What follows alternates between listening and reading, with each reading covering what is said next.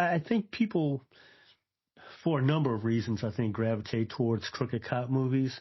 One of them is, to your point, that it kind of makes them more human in a lot of respects, and especially when you set that it's next to some of the ones that do glorify the profession in a lot of ways.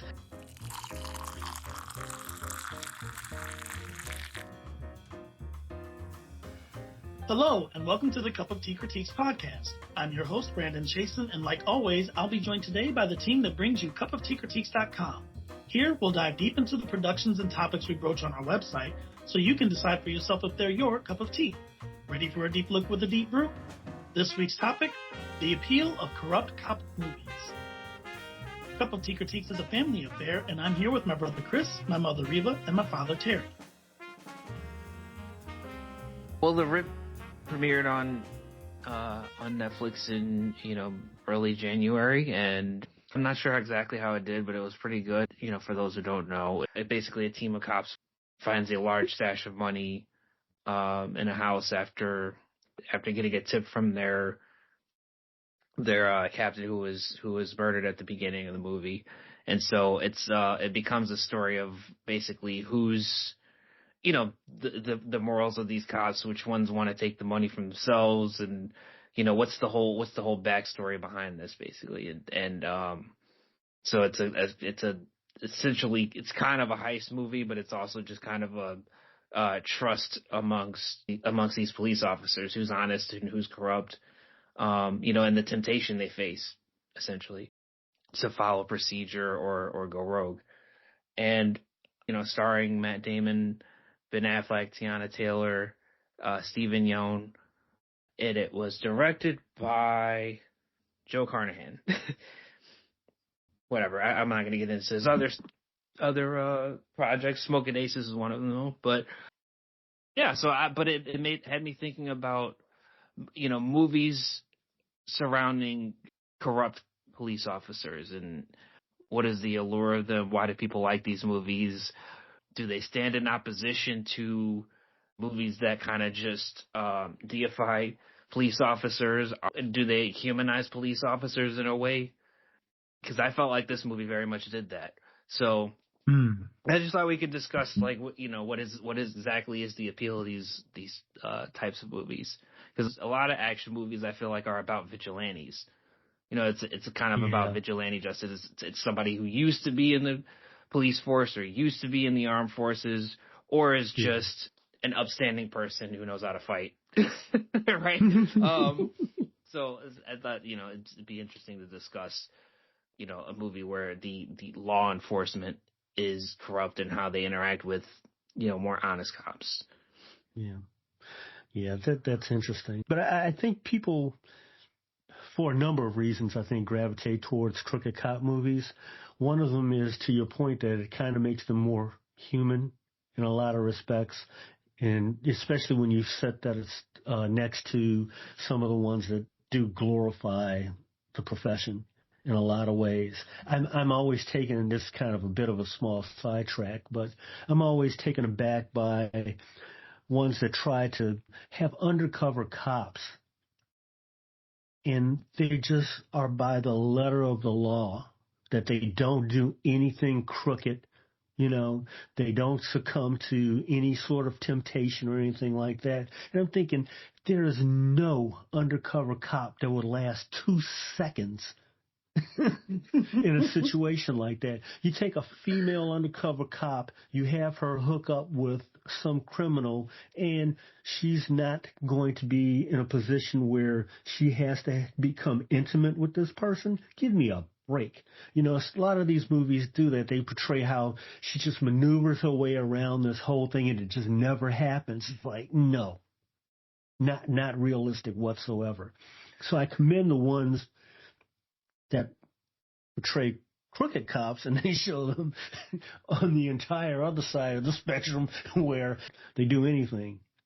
This is just kind of a common theme in ones where they try to portray cops as not succumbing to, one, temptation, or two, just the practicality of what they're doing as an undercover. That's a common theme in a lot of particularly TV shows, I think more so than movies. I think movies are a little more realistic in that respect. They'll portray that, a cop has to do certain things or it's not going to go anywhere. But, yeah, if I can give you kind of my list of crooked cop movies. Training Day being probably the number one of that. 999, which is kind of one of those gray areas because it's crooked cop, maybe not crooked cop kind of thing. Mm-hmm. The Departed, which we all have seen and love the ending where everybody gets whacked in the head. And Crash has its set of circumstances. Traffic, and Straight Outta Compton, which is really just the experiences of people in neighborhoods where the cops aren't necessarily crooked, but they have biases, and those things come out as, well, it's unbecoming of a law enforcement officer to have these types of biases in a community that they're policing. And probably my favorite crooked cop, not a crooked cop one, is The Negotiator. That one is a lot of fun to go through and figure out, where all the chips lay. And then last and not least, my two TV shows, or I guess TV shows of series. Chicago PD, which you kind of go, Voight, sometimes not so clean, but a good cop in the basic sense of that, and that his true aim is to, get the job done. Sometimes his means are questionable, especially early on in the series. I hope I'm not ruining that for anybody, but especially early on in the series, it gets kind of murky. And then The Wire, which is you guys' favorite series. Mm-hmm. I mean, they kind of run the gamut, and it's funny watching, in particular in this one, not so much along the lines of crooked versus good cop, is how the politics of how they try to manipulate things and to push it on to others. It's like, well, that's not in our jurisdiction, it's their problem, and then the finger gets pointed back. That was the most fun to me going through that in terms of the cop interactions. I'll throw real quick. I'll throw an honorable mention in there, which I don't necessarily think it's on the level of some of the movies you mentioned, but 16 Blocks was pretty good as far as a cop movie with Bruce Willis and formerly Mos Def, now Yasin Bey. Yeah. Well, I got all day. How about you? You got all day? Jack, you still there? Yeah. Still here. Well, this is awkward.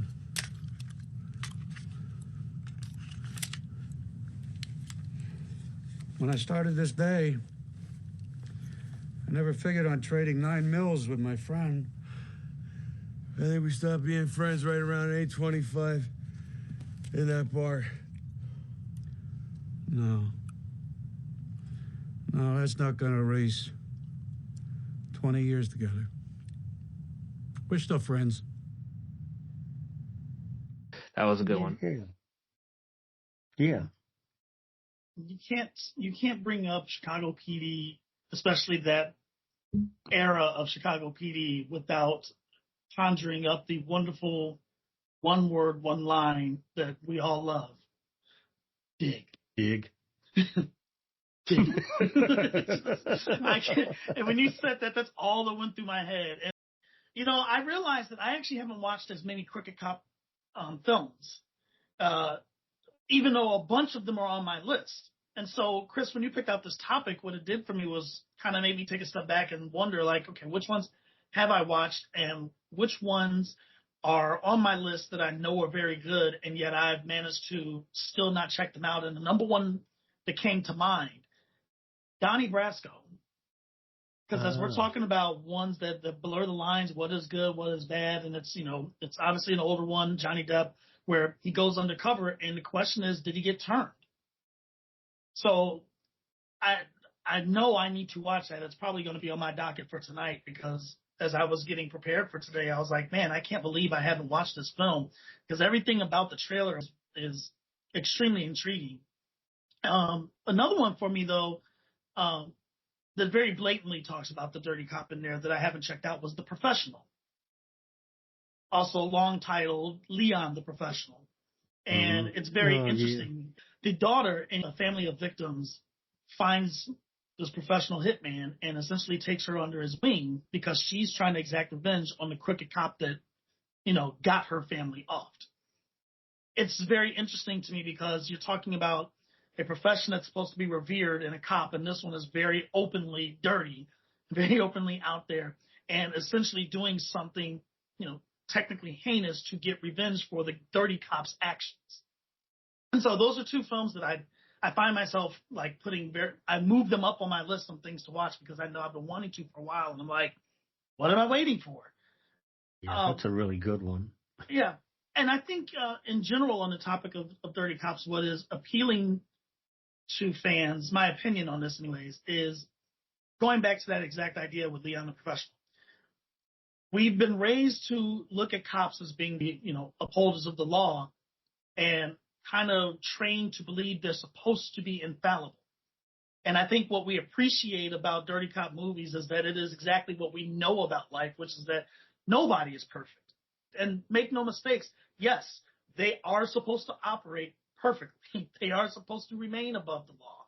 But we appreciate that it's giving us a chance to see them, that they are fallible, and then what happens when they become fallible. Because for some communities, they deal with kind of hardened, some dirty cops, and nobody holds them to account. So we're hopeful every time we check out these films to see exactly that when they do step out of line, that they will be held accountable as they are trying to hold their communities accountable. Mm-hmm. And real quick, because I want Mom to get in here, I do like that there is kind of a range, right? There's cops who, are honest and stay honest. There are cops who become disillusioned by the things they see, the struggles that they encounter in trying to stay honest. And then there's cops that are, really bad, like Alonzo in Training Day, who are just low down, dirty all the way around. I remember, I think I was in college at the time, Mom, you called me after you had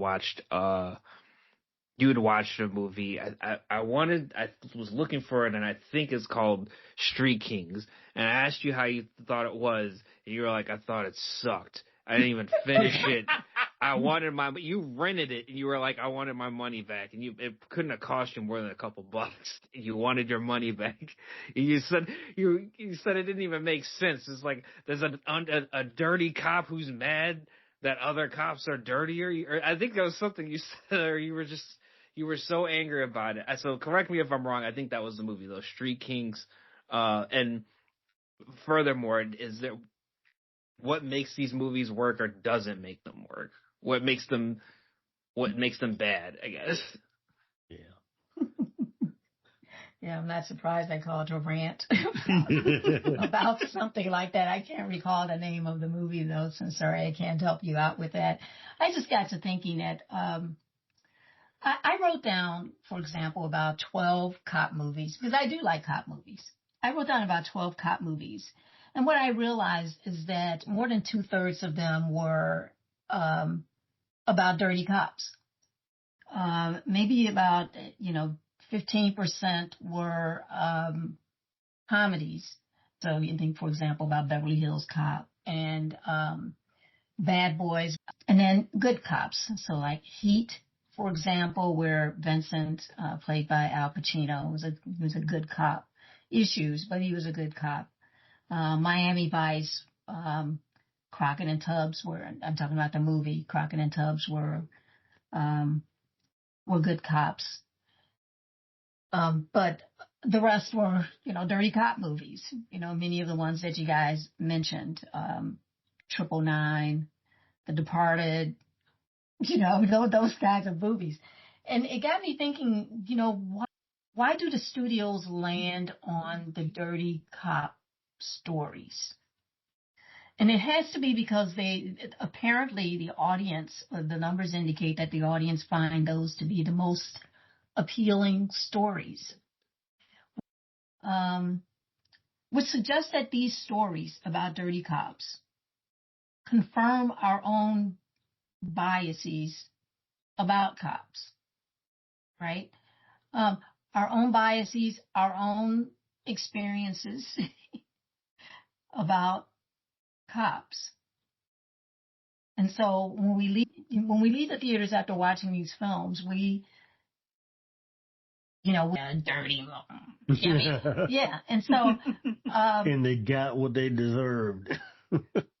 Yeah, and so that's what hits me about this, that it confirms our own ideas about what cops are. And I wonder to what degree beat me up about this. I wonder to what degree a disservice is being done to cops, and that, is it truly that imbalance? Is it truly that 2/3 of cops are dirty, or is it more like 1/3 of cops are dirty and the other 66% are really upstanding or try to do well? I wonder to what degree is film influencing our own ideas about, the distribution of cop behavior? Well, that's what I got to thinking about. For one thing, I think in general, those stories have evolved. I think it started out where we were talking about, and one of the links that you sent us, Chris, talked about, their term was propaganda.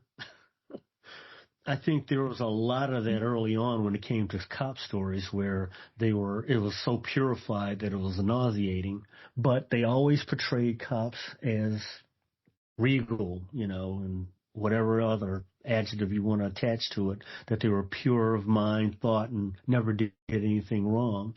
And I think it kind of evolved to the point where the pendulum may have swung the other way, where we're getting more and more stories that talk about the bad side of that, those cops that are corrupt or crooked or bad, whatever you want to call them.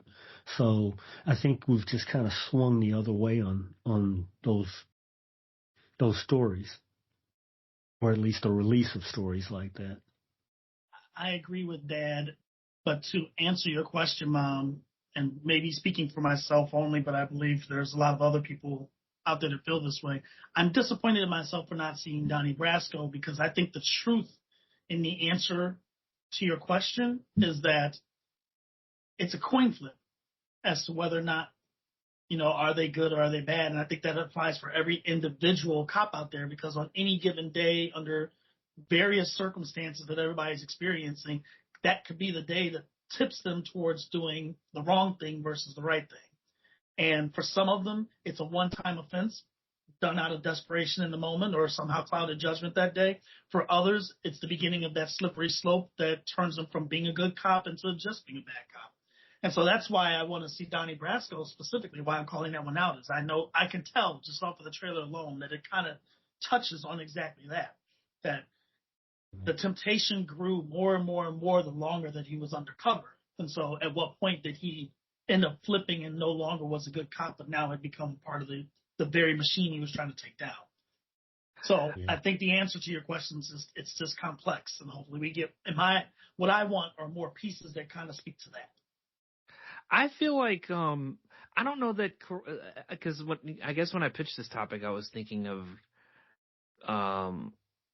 I was first thinking of corrupt cop movies that's kind of sullying the reputation that you would think police would want, but I actually don't know if they're all necessarily, if that's not how they necessarily function, because I think it creates a more exciting story if you have, because the criminal is a criminal, right? Like if you're committing crimes, the police are going to be looking for you, right? A corrupt cop could cause a lot of chaos. Yeah. Are you turning people? Are you a mole? Does anybody know you're corrupt? Can you throw honest cops off the trail of an investigation? Like I just think there's a lot more you can do with that story than if you say this guy's good and this guy's bad, because they're going to be looking for the bad guy, kind of. And I think that's probably why when you were brainstorming movies, a lot of the ones where it was very good, bad were comedies, is because now we can focus on the humor. If we know this guy is good, this funny guy that's telling, the funny cop that's telling us all those jokes. I mean, imagine if Martin Lawrence turned out to be corrupt. Imagine if Martin Lawrence in Bad Boys was telling all these jokes, and then he was Alonzo. It suddenly creates these weird feelings about a character that we've been laughing at for 90 minutes, along with for 90 minutes. So I I pitched it with something in mind, but I actually thought, when I thought more about the movies, I was like, I don't necessarily know that a police officer would watch this and feel like it's making them look bad. They might go, well, no, this is the reality. This is a reality. Like, there is corruption in some of these police forces, basically. So yeah, I mean, piggybacking off of what Brandon said, when you have that, and especially when you add the undercover component, now you're humanizing criminals in a way too, because a lot of times they get romantic, the cop gets romantically involved, or they get ingratiated into the family, they meet family members, and it's like it gets more complicated. I think about Lioness, the first season of Lioness, the mission gets complicated. I'll put it that way, and I'll leave it at that, since that is fairly recent. I won't spoil it. But yeah, so I think it allows for the opportunity to make a more complex story, I guess. Yeah. Two things along that line, Chris. One is, you talked about humanizing some of the criminals, and I think in stories, I like the ones that kind of deal with the gray areas of that whole, what side of the line do you fall on? Is it strictly by the book? Is this a hard and fast thing? Or do you see things differently because you're taking all of these things into consideration, the human aspect of it?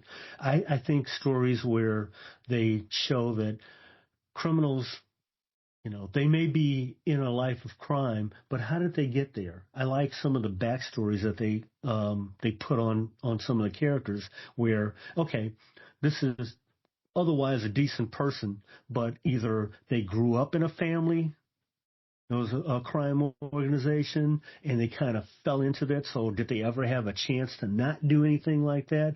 Or they make a choice that says, yes, this is my family, I'm going in the other direction completely, I don't want to have anything to do with it. And then those that are just trying to get by, so they're doing this as a means to an end, that they say, I'm doing this until I can do better. So I appreciate that when they kind of delve into that, into the characters that potentially an undercover cop or even a street cop is dealing with. And then cops are largely dehumanizing, though. Well, right? Yeah. And that's why I'm saying those are the ones that I find much more interesting. They're the ones that kind of peel those layers back of the onion, and you go, And of the major releases around Dirty Cops, which ones of those do that? I mean, when you think about the, American Gangster, The Departed, Training Day, Crash, maybe even Sicario, 999, 16 Blocks. You think about those. How many of those movies peeled back the layer of the villains? But by villains, I mean the villainous cops. Great movies. Did any of them peel back the layers of the cops? I don't think any of them did. And yet, we loved those movies. Those movies made a lot of money. I don't know. I think 999 kind of dealt with some of the... I don't know anything about Anthony Mackie's character in that movie. I don't know anything about Anthony Mackie's character in that movie. Yeah, I think there's to Mom's point, one of those dirty cops on the list of movies was Josh Brolin's character in American Gangster, and I was like, I don't remember anything about him, honestly. I was like, that movie was all about Frank Lucas. Training Day, yes, we knew about Alonzo, but so. Okay, all right, I'm putting cases on all you bitches. Huh? You think you can do this shit? Jay! You think you can do this to me? You motherfuckers will be playing basketball in Pelican Bay when I get finished with you.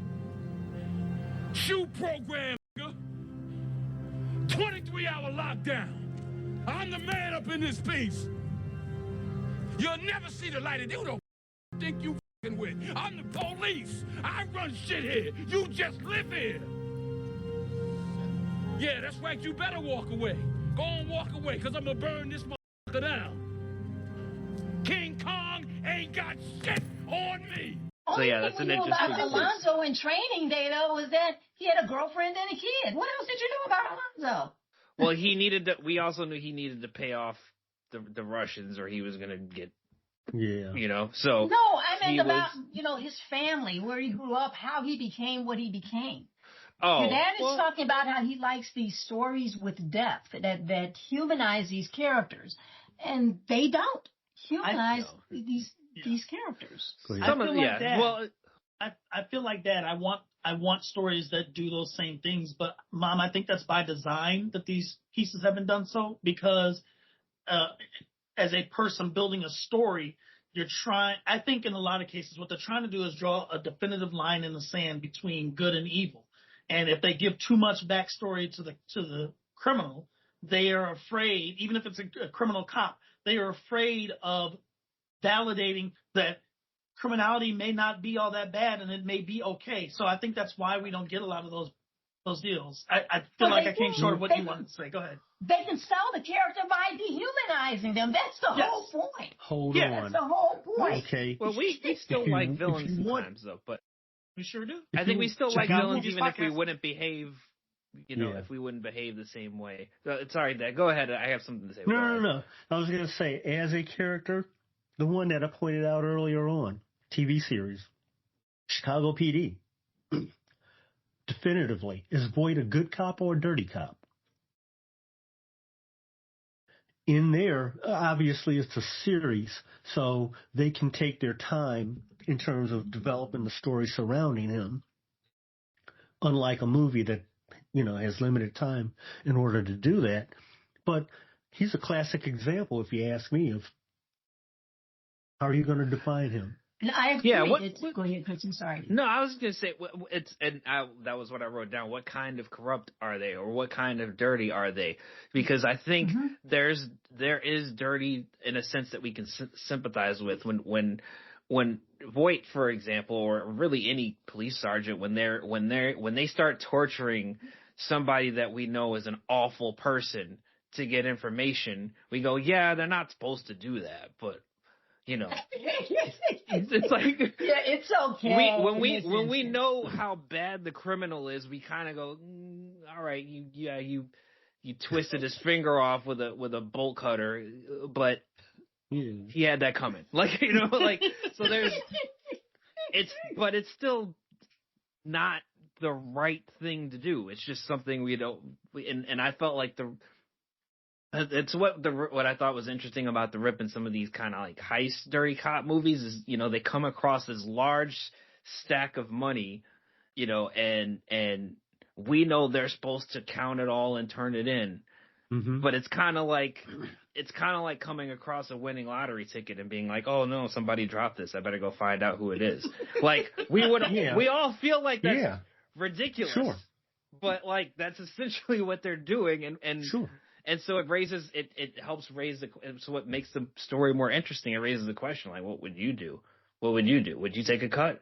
Would you turn it all in? Would you stop? It's like, it raises these different kind of questions inside of us. It's like, well, how good are any of us really given the opportunity? Because police officer is a position of power, and, they're expected to always, act in the best interest of the community.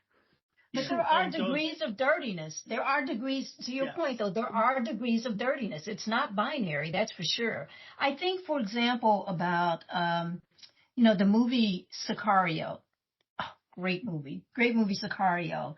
And the officer in that movie, Josh Brolin's character, Matt Graver, his character, while you would say he was a great cop, you can say, but he led Benicio del Toro's character into Mexico to go carry out this mission of avenging, his family's deaths. Okay, well, that's that's problematic, right? A cop really should not do that. But can you call Matt Graver a dirty cop? Or, I mean, what do you call him? I mean, crooked? I mean, what do you call him? And so I don't know where he fits along the spectrum. You can't say, can you say he's a righteous cop? Probably not. But I'm not sure you can necessarily say he's a dirty cop either. And so my point is simply that it's certainly not binary. There's a spectrum. There's certainly a spectrum here. It depends on what you want to call bending the rules, because that's a classic case of bending the rules. I was going to say, to Chris's point of faced with a moral dilemma, same thing happened in, speaking of, a comedy cop movie, Lethal Weapon.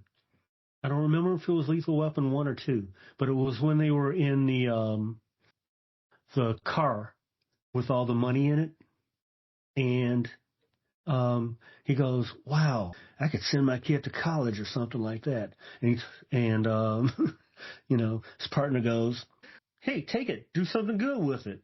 And then he goes, no, this is dirty money. Holy shit, Fort Knox. Hell, how much is it? Thousands. Millions. Billions. Trump lotto.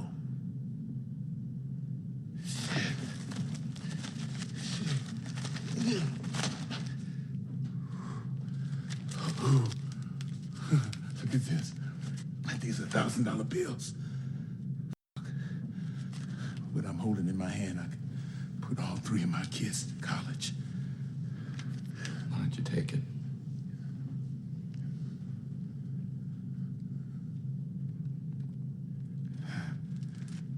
Fucking drug money. Sort of comedic, but it was also the reality of what do you do when faced with that? They're sitting there with this millions of dollars in this daggone car.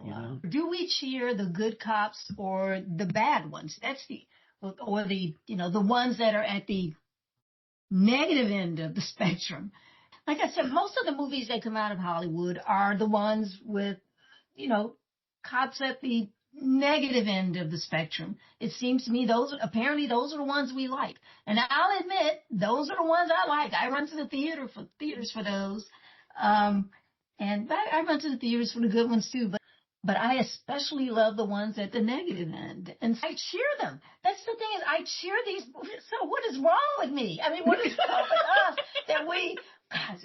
I was going to say that even in those movies, I venture to say there's a lot of gray areas in there that you may not pick up on or appreciate, or maybe you do, you just don't remember. But I'm sure that those movies are filled with a lot of those types of things as well. What types of things? Gray area, or cops that are on the border. You have the ones that we know obviously are, off the chain or out of the box.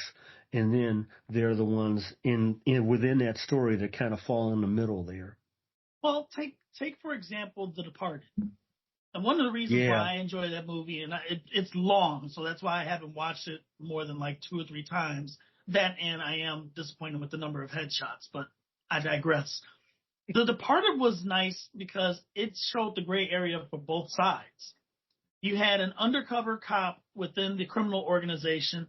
You had an undercover kid that had been groomed to be undercover within the police force.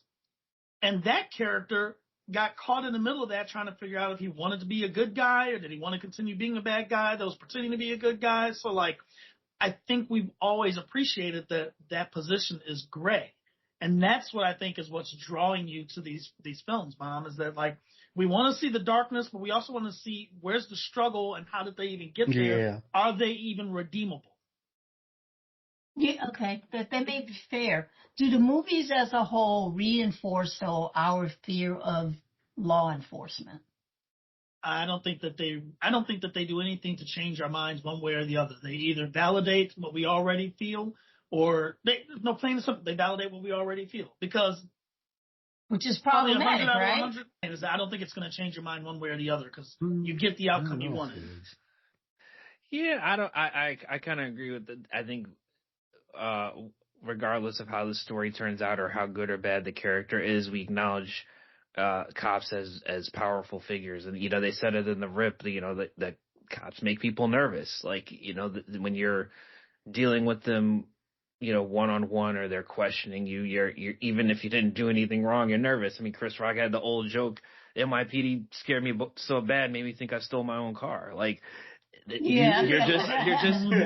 you just tend to be nervous. And so and part of it is because this cop has power. How is he going to use it? So, and you don't necessarily know which one where on that spectrum of cop you're getting. Exactly. I want to ask this because I don't want us to run out of too much time here. So I have a two-part ender, so to speak. What is your favorite corrupt cop movie of all time? And what would you like to see out of the next one that you go to the theater to see? My favorite, that's the one that I said early on, is The Negotiator. Has to be my probably all-time favorite one in that respect. I like everything about that movie, how it unfolds. And then the true question of that is, who is the negotiator? Is it the character that's called in to do the negotiation, or is it the guy who's actually accused of the crime? So, yeah. And then trying to figure out what really is going on with the whole story. I want you to look me in the eye, Nibam. Right here. Now tell me, when did you find out Nate was investigating the fund?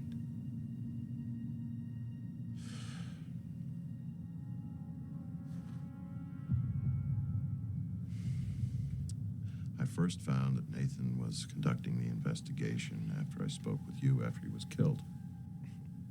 You're lying, and I know you're lying. Oh, you know it, huh? Well, you can read my mind, Roman, is that it? No, I'm not. I'm reading your eyes. The eyes can't lie. But yeah, that one's probably my favorite one of all those. I mean, Training Day is probably my favorite because I guess I look at The Negotiator as more of a hostage movie.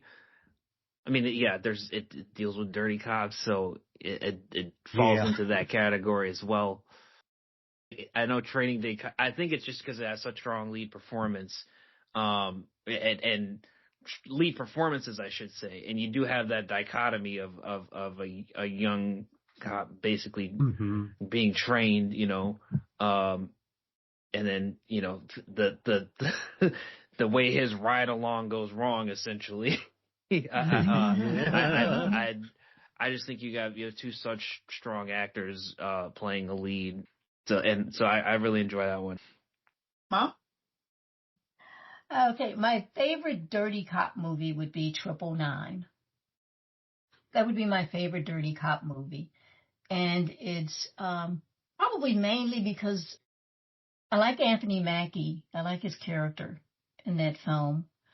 And there's just, I like cop movies that have, kind of a mystery about them. You can't quite figure out the character. You don't get their why. I kind of like that. I like that mystery about them.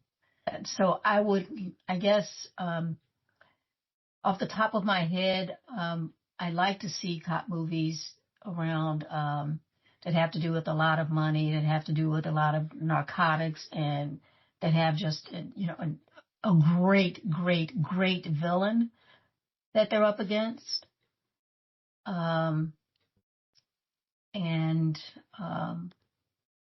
The two clash. I don't know what that story would be, but that's what I like.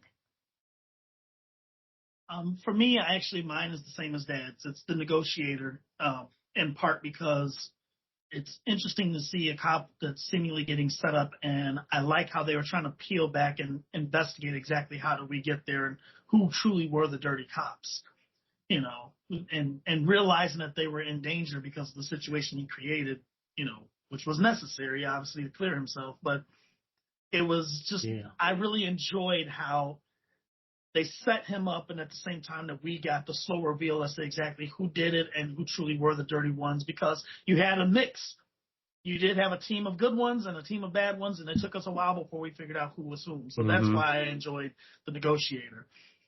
In terms of what I would like to see next, I love serial stories. I love things that can be built and have a long. I like the long tell.